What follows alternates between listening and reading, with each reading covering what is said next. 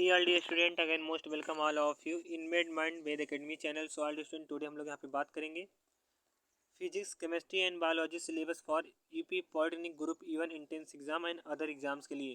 तो यहाँ पे जो आप सभी लोग group E1 D pharma course के लिए पॉलिटेक्निक का इंटेंस एग्जाम देते हैं, पॉलिटेक्निक का ग्रुप E1 का इंटेंस एग्जाम देते हैं डी फार्मा कोर्स के लिए, उसी के जो syllabus physics chemistry and biology syllabus जो आपके इंटेंस एग्जाम में जिस चैप्टर से क्वेश्चन पूछे जाएंगे उसी के बारे में हम यहाँ पे डिस्कस करेंगे। सो यहाँ पे सबसे पहले हम बात करेंगे class 11 UP board NCERT syllabus के बारे में। तो यहाँ पे फिजिक्स के बारे में सबसे पहले हम बात करेंगे। फिजिक्स में जो है आपको जो चैप्टर पढ़ना है वह unit and measurement first chapter है, इसको पढ़ना है। इसमें से physical quantity, unit dimension, measurement errors, motion in straight line या सेकेंड चैप्टर है, इसको पढ़ना है आपको। मोशन इन प्लेन एंड यहाँ पे दिया है fourth chapter law of motion, जो लॉ ऑफ मोशन मतलब कि गति के नियम जो हो गए न्यूटन के। वर्क एनर्जी एंड पावर वाले चैप्टर को आपको अच्छे से पढ़ लेना है। System of particles and rotational motion, इसमें आपको centre of mass, torque, angular momentum पढ़ना है। सातवां चैप्टर दिया है ग्रेविटेशन, इसमें universal law of gravitation, satellite, इसके वेलोसिटी, इसको पढ़ लेना है। मैकेनिकल प्रॉपर्टी ऑफ सॉलिड्स में आपको stress, strain, elasticity, mechanical property of fluid, pressure, buoyancy, Bernoulli theory जो है इसको पढ़ लेना है। एंड यहाँ पे जो 10वां चैप्टर है thermal property of matter, heat transfer, thermal expansion and calorimetry पढ़ लेना है।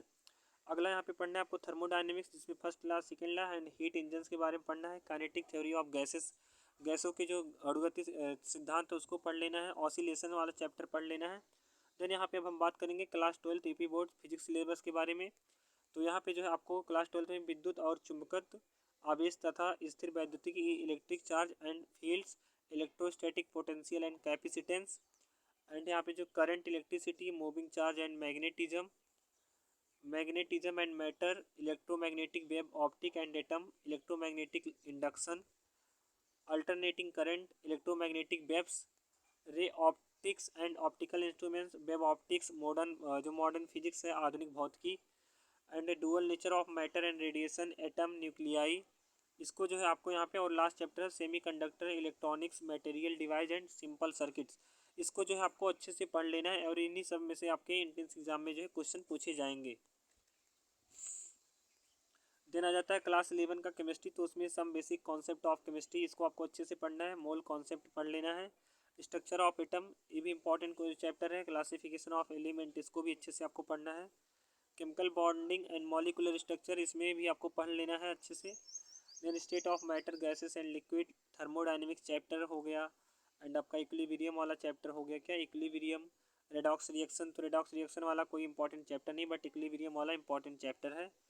देन उसके बाद हाइड्रोजन हो गया, आपके हाइड्रोजन वाला chapter, S block element, P block element हो गया।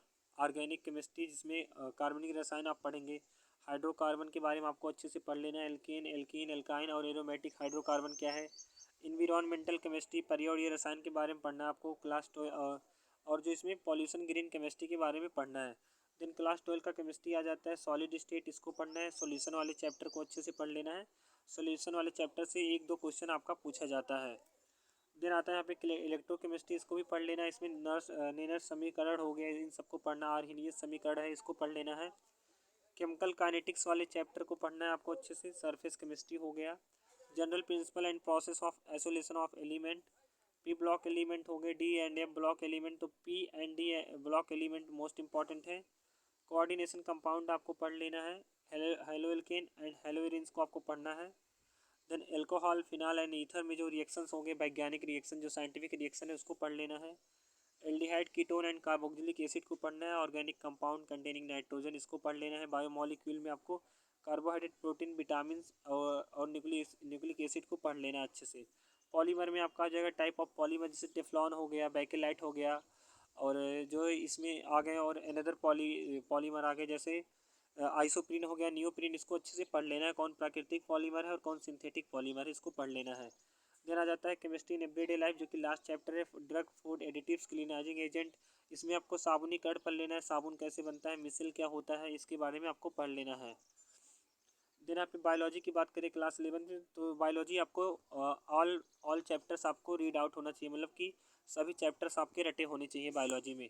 तो लिविंग वर्ड वाला चैप्टर हो गया, बायोलॉजिकल क्लासिफिकेशन हो गया, एंड यहाँ पे प्लांट किंगडम, एनिमल किंगडम हो गए, और यहाँ पे जो अनदर चैप्टर दिए हैं, morphology of flowering plant, anatomy of flowering plant, structural organisation in animals, cell the unit of life, most important chapter, इसको पढ़ लेना है।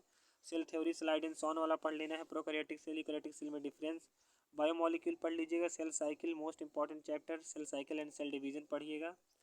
ट्रांसपोर्ट इन प्लांट यहाँ पे इंपॉर्टेंट चैप्टर है। मिनरल न्यूट्रिशन, इसको भी पढ़ लीजिएगा। Photosynthesis in a higher plant, respiration in plant, plant growth and development, digestion and absorption, breathing and exchange of gases, body fluid and circulation, ये सभी important chapter, इसको आप लोग अच्छे से पढ़ लीजिएगा। ब्लड, लिम्फ, हार्ट वेसल्स को अच्छे से पढ़िएगा।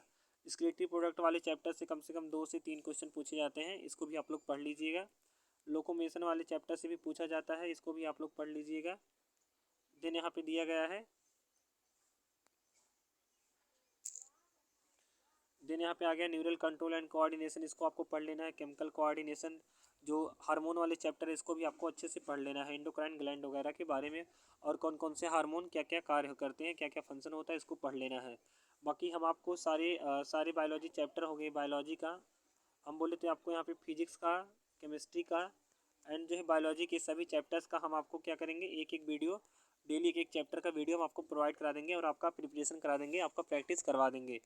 और कैसे क्वेश्चन आते हैं हमको भी पता है, हम आपका क्वेश्चन प्रैक्टिस करवा देंगे आपको।